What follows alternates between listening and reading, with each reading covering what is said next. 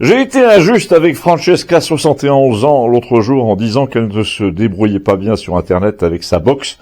J'étais injuste pour deux raisons. La première, c'est qu'elle a trouvé toute seule le moyen de joindre le directeur de son agence de la Caisse d'épargne à Villeneuve en envoyant un message écrit, un email, pour attirer l'attention sur Campagnol, sur la chronique, je veux dire, pour dire à ce monsieur, on parle de vous là-dedans, la Caisse d'épargne, dans cette vidéo, est mise en cause, vous allez voir. Elle a envoyé le lien donc de la petite vidéo où je prenais la défense de cette voisine ponctionnée à la suite d'une erreur de la gendarmerie.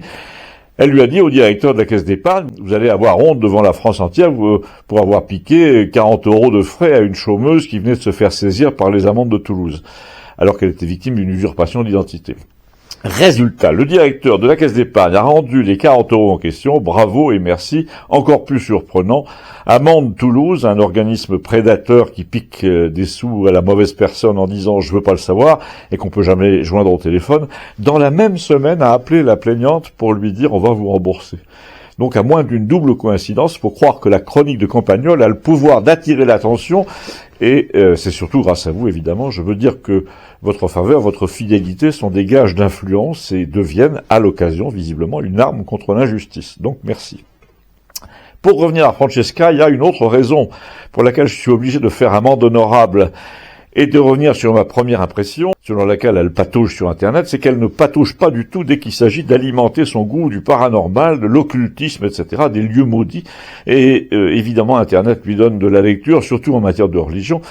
Elle ne parle plus que de ça. Par exemple, le jeudi, quand elle est descendue boire un café chez moi et retrouver ma petite équipe d'habitués, presque au complet, elle s'est adressée directement à Maude, qui est toujours fourrée au village en ce moment sans Christiane, je sais pas pourquoi, et elle lui a parlé du pape parce que Maude est comme elle est dans le catholicisme prophétique, les voyantes, elle adore Edgar Cayce, Aloïs machin truc et tous les prophètes de l'Apocalypse, Saint Malachie, Nostradamus évidemment.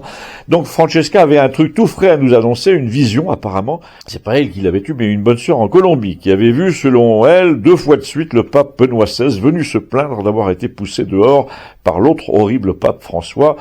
L'abonné au Monde a évidemment haussé les épaules. Déjà, ces histoires de pape le fatiguaient, a-t-il dit. Mais là, si on commençait à faire entrer en scène Nostradamus et tout le tremblement, non merci. Et il a attiré prétexte pour faire le procès d'Internet qui fait flamber les superstitions. J'ai demandé à Francesca d'expliquer au moins ce que disait la religieuse visionnaire de Colombie. Elle m'a répondu... J'ai dit le principal, le fantôme de Benoît XVI est venu se plaindre pendant une messe d'avoir été contraint à la démission et même d'avoir été tué carrément par défaut de soins. En tout cas, il raconte que le pape François est venu le voir au bout de 10 ans pour lui tenir un discours satanique et que son secrétaire, qui s'appelle Ganschwein, vous savez, c'est le cardinal qui était si beau et si jeune et qui ne le quittait pas d'une semelle, en fait, il était en mission. Il fallait absolument qu'il soit contrôlé jusqu'au bout, jusqu'à sa mort. Mais c'est du Da Vinci Code, a dit l'abonné au Monde. Et nous avons prié Léon de nous dire en somme s'il y avait quelque chose à sauver dans ce que racontait Francesca, si ses propres facultés d'intuition, de divination allaient jusqu'à authentifier le coup de la vision nocturne de la sœur colombienne.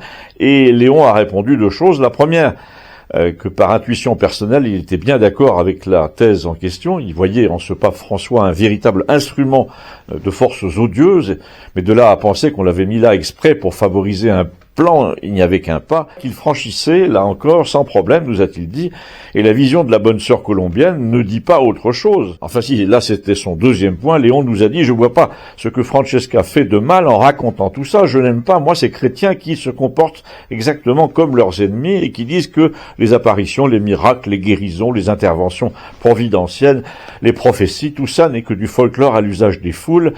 Je n'aime pas les chrétiens qui se moquent du Padre Pio, du Saint Suaire de Turin, de San Gennaro. Là, Gustave a expliqué que San Gennaro, c'était un saint napolitain dont le sang se liquéfiait chaque année 2 ou 3 fois dans une fiole. Et, enfin, pas chaque année, parce que justement, si ça ne se produisait pas, c'était le signe de malheurs à venir. Et là, vous imaginez bien que nous avons évoqué en long et en large les malheurs à venir sur des sujets qui nous obligent à changer de boutique, comme d'habitude. Cliquez donc sur les liens ci-dessous et vous saurez de la bouche de notre devin villageois que, comme ils disent, ce qui nous attend est la conséquence de ce qu'ils ont fait du monde depuis 40 ans, mais que les choses vont tourner bien. C'est ça la puissance de la religion, notamment chrétienne. Il y a un double fond dans l'histoire, une coulisse qui va s'ouvrir, nous a-t-il dit, pour laisser entrer de nouveaux personnages et favoriser un coup de théâtre, car ils ne gagneront pas. À tout de suite, merci.